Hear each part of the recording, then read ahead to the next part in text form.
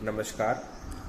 स्वागत है आपका जीपीसी बीकानेर द्वारा तैयार की जा रही डिप्लोमा विद्यार्थियों के लिए वीडियो सीरीज श्रृंखला में। मैं डॉक्टर आलोक व्यास, प्रवक्ता रसायन, स्वागत करता हूं आपका इस वीडियो लेक्चर में। ये वीडियो लेक्चर अनुप्रयुक्त रसायन विषय कोड 103 से संबंधित है और इसमें आज हम अध्ययन करेंगे विविध पदार्थ यानी मिसलेनियस मटेरियल, जिसके अंतर्गत जो विषय आते हैं उनमें प्रथम साबुन व अपमार्जक। उसके अतिरिक्त उसके अंदर अध्ययन करेंगे अपन उच्च ताप सह पदार्थ और अतिचालक व ऑप्टिकल फाइबर्स। तो इन विषयों में आज हम अध्ययन करेंगे अतिचालक या सुपर कंडक्टर का। तो देखिए इसकी परिभाषा क्या है। अतिचालक वे पदार्थ होते हैं जो विद्युत धारा के मार्ग में कोई प्रतिरोध उत्पन्न नहीं करते हैं। उच्च वैज्ञानिक कैमर्लिंग ओन्स ने पाया कि कुछ धातु अथवा मिश्रित धातु ऐसे होते हैं जिनके एक निश्चित ताप से नीचे ताप पर ठंडा किया जाए तो उनका विद्युत प्रतिरोध शून्य हो जाता है, अर्थात इनकी चालकता बहुत अधिक बढ़ जाती है। अतः वे पदार्थ जिनका प्रतिरोध शून्य हो यानी ऊष्मा हानि शून्य हो एवं चालकता 100% हो उसे अतिचालक पदार्थ कहते हैं। तो ऐसे पदार्थ जो एक निश्चित ताप से नीचे ताप यदि कर दिया जाए यानी उस पदार्थ को ठंडा कर दिया जाए निश्चित ताप के नीचे, तो उनमें विद्युत प्रतिरोध जो है वो शून्य हो जाता है और उनकी चालकता बहुत बढ़ जाती है। या अपन ये कह सकते हैं कि उसमें ऊष्मा हानि जो है वो शून्य हो जाती है या उनकी चालकता 100% हो जाती है। ऐसे पदार्थ को अपन अतिचालक या पदार्थ या सुपर कंडक्टर्स कहते हैं। वह अधिकतम ताप जिस पर अतिचालक प्रतिरोध शून्य होता है उसे क्रांतिक ताप या क्रिटिकल टेम्परेचर कहते हैं। पदार्थ का वह अधिकतम ताप जिस पर अतिचालक का प्रतिरोध शून्य होता है उसे क्रिटिकल टेम्परेचर या क्रांतिक ताप कहते हैं।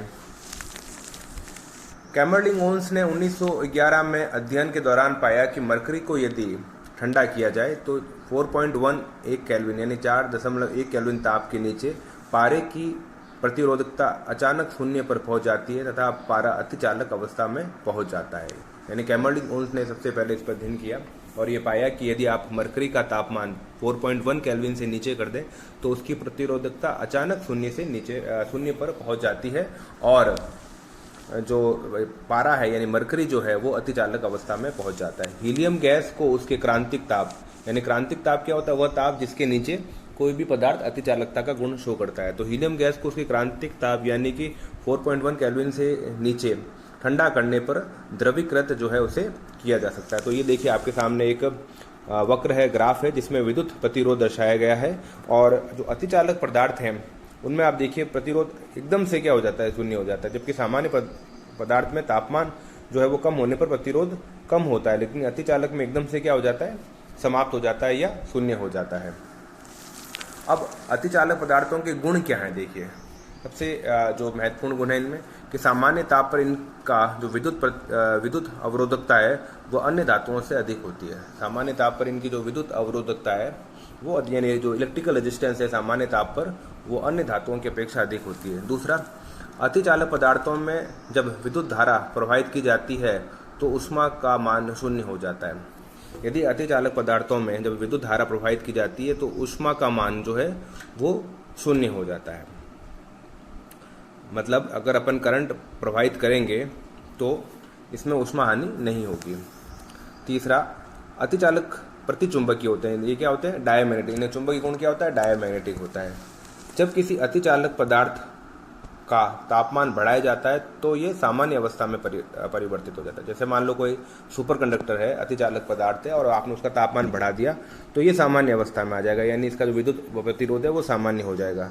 जब सामान्य अवस्था में पदार्थ का ताप क्रांतिक ताप से कम किया जाता है तो ये अतिचालक अवस्था में आ जाता है। इस प्रकार ये प्रक्रम उत्क्रमणीय है, अर्थात किसी भी पदार्थ को या ऐसे पदार्थ को जिसमें अतिचालकता के गुण हैं ये प्रक्रम जो है उत्क्रमणीय होता है। अर्थात आप तापमान कम करके उसमें अतिचालकता ला सकते हैं और तापमान बढ़ाकर अतिचालकता को समाप्त कर सकते हैं। यानी जो क्रांतिक ताप है, क्रिटिकल टेम्परेचर है, वो एक इसका महत्वपूर्ण पहलू है। उस पर ही निर्भर करेगा कि पदार्थ अतिचालकता दर्शाता है अथवा नहीं दर्शाता है।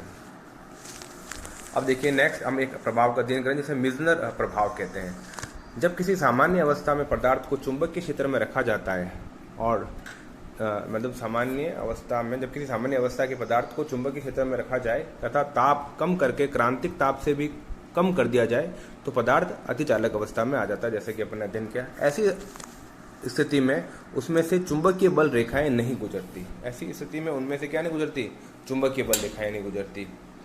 और अगर सामान्य अवस्था होगी तो उसमें से जो तापमान कब होगा, क्रांतिक ताप से अधिक होगा, तो उसमें तब पदार्थ में से चुंबकीय बल रेखाएं गुजरेंगी।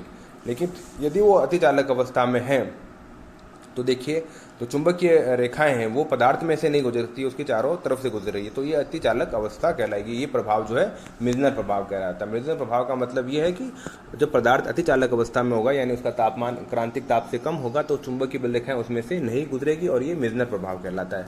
आजकल कुछ अतिचालक मिश्र धातुओं बनाए गए, यानी आज जो है वो कुछ मिश्र धातुओं को भी अतिचालक बनाए गए जो उच्च तापमान 35 से 125 केल्विन के मध्य काम करते हैं। यानी कि सामान्यतः जो अतिचालक है जिनकी प्रारंभिक खोज हुई वो सामान्यतः बहुत कम तापमान 4 केल्विन के आसपास काम करते थे, लेकिन अब कुछ ऐसे मिश्रित धातु बनाए गए जो 125 केल्विन तक जो है तापमान पर कार्य कर सकते हैं। यह अतिचालकता का गुण दर्शाते हैं। अब देखिए नेक्स्ट जो है अतिचालक गुण दर्शाते हैं। जैसे उदाहरण के लिए आप देखिए titanium, calcium, barium, copper oxide, ये एक प्रकार का मिश्रित धातु है जिसका क्रांतिक ताप 125 केल्विन है और दूसरा लैंथनम कॉपर ऑक्साइड का जो क्रांतिक ताप है वो 35 केल्विन है। तो इन ताप के नीचे ये अतिचालकता का गुण दर्शाएंगे। अब अपन देखेंगे अतिचालक पदार्थों के अनुप्रयोग, एप्लीकेशंस क्या हो सकती हैं। अतिचालक चुंबकों का प्रयोग मैंगलेव ट्रेन को चलाने में किया जाता है। इसके लिए प्रबल चुंबकीय क्षेत्र तैयार किया जाता है। तो अतिचालक चुंबक जो है उनका प्रयोग एक मैंगलेव ट्रेन क्या होती है, जो रेल की पटरियां होती है उससे थोड़ी सी ऊपर चलती है, तो विशेष प्रकार की ट्रेन होती है और उनको चलाने के लिए अतिचालक चुंबकों का प्रयोग किया जाता है। दूसरा, अतिचालक पदार्थों का प्रयोग कुछ रासायनिक क्रियाओं में उत्प्रेरक के रूप में भी किया जाता है।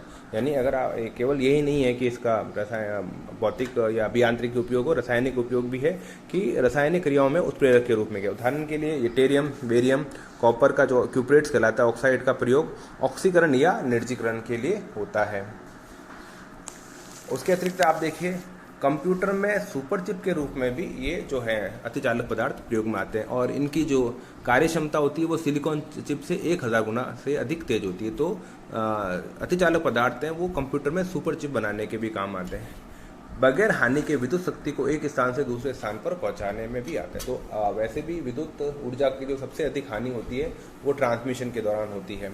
तो इनका उपयोग क्या होता है कि विद्युत शक्ति को यानी कि इलेक्ट्रिकल एनर्जी को या पावर को एक स्थान से दूसरे स्थान बगैर विद्युत हानि के, विदाउट एनर्जी लॉस के, इसका जो है स्थानांतरण में उपयोग किया जाता है। अतिचालक वायर द्वारा विद्युत जनरेटर और ट्रांसफार्मर बहुत छोटे आकार के बनाए जा सकते हैं। अगर आप अतिचालक पदार्थ का उपयोग करोगे या उसका वायर का उपयोग करोगे तो जो आप जनरेटर बनाओगे या ट्रांसफार्मर बनाओगे वो बहुत छोटे आकार के होते हैं और 99.99 क्षमता के और छोटे आकार के आप इनके द्वारा बना सकते हो।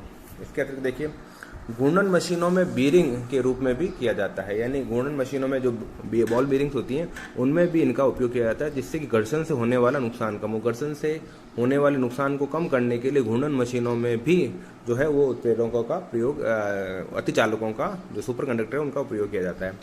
अतिचालक की सहायता से शक्तिशाली चुंबक बनाए जाते हैं जो कि नाभिकीय कणों की गति बढ़ाने में भी उपयोग है। अतिचालक का जो प्रयोग है वो एक शक्तिशाली चुंबक बनाने के भी काम आता है और जो कि नाभिकीय कणों की गति बढ़ाने में भी उपयोग है। इसके अतिरिक्त अन्य कई क्षेत्रों में भी अतिचालकों का प्रभाव होता है। तो अतिचालकों से संबंधित सामान्यतः जो प्रश्न बोर्ड की परीक्षा में आते हैं, एक तो वो परिभाषा से संबंधित होते हैं कि अतिचालक पदार्थ क्या है और किस अवस्था में वो अतिचालकता दर्शाते हैं और क्रांतिक ताप क्या होता है, ये महत्वपूर्ण है। और इसके अलावा जो परीक्षा में प्रश्न पूछा जाता है वो मिजनर प्रभाव से पूछा जाता है जो कि चुंबकीय रेखाओं से संबंधित होता है। और इसके अलावा जो परीक्षा में आता है वो ये है कि अतिचालकों के पदार्थों के सामान्य गुण क्या होते हैं या उनके क्या क्या अनुप्रयोग हो सकते हैं। तो परीक्षा के अंदर इस प्रकार के प्रश्न पूछे जाते हैं। धन्यवाद।